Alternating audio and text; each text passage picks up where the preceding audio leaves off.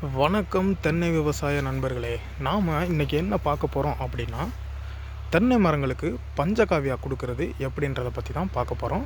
பஞ்சகாவியா ஏன் கொடுக்குறோம் அப்படின்ற டீட்டெயிலை பற்றி நம்ம முழுசாக பார்க்கலாம். நாம் ஒரு தோப்புன்னு எடுத்துக்கிட்டோம்னா 105 நாள் சைக்கிளில் உரம் கொடுத்துட்ருக்கோம். ஆல்ரெடி இந்த தோப்பு, அதாவது சோழவந்தான் தோப்புக்கு நாம் மண்புழு உரம், எருக்கு இலை கரைசல், நொச்சி கரைசல் எல்லாமே கொடுத்துட்டோம். இப்போ அதோட தொடர்ச்சியாக பார்த்திங்கன்னா பஞ்சகாவியா நம்ம கொடுத்துட்ருக்கோம். அதாவது ஒரு மரத்துக்கு 10 லிட்டர் வீதம் ஒரு ட்ரம்மில் நல்லா மிக்ஸ் பண்ணி வச்சுருக்கோம். இந்த ட்ரம்மில் ரேஷியோ பார்த்திங்கன்னா 196 லிட்டர் தண்ணீர், 4 லிட்டர் பஞ்சகாவியா கலக்கி வச்சுருக்கோம்.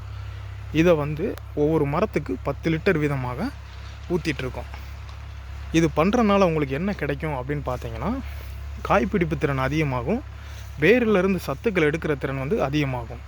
இந்த மாதிரி விவசாய ரகசியங்களுக்கு நம்ம தமிழ் நேச்சர் சாயில் சீக்ரெட் சேனலை சப்ஸ்கிரைப் பண்ணிவிட்டு லைக் பண்ணுங்கள்.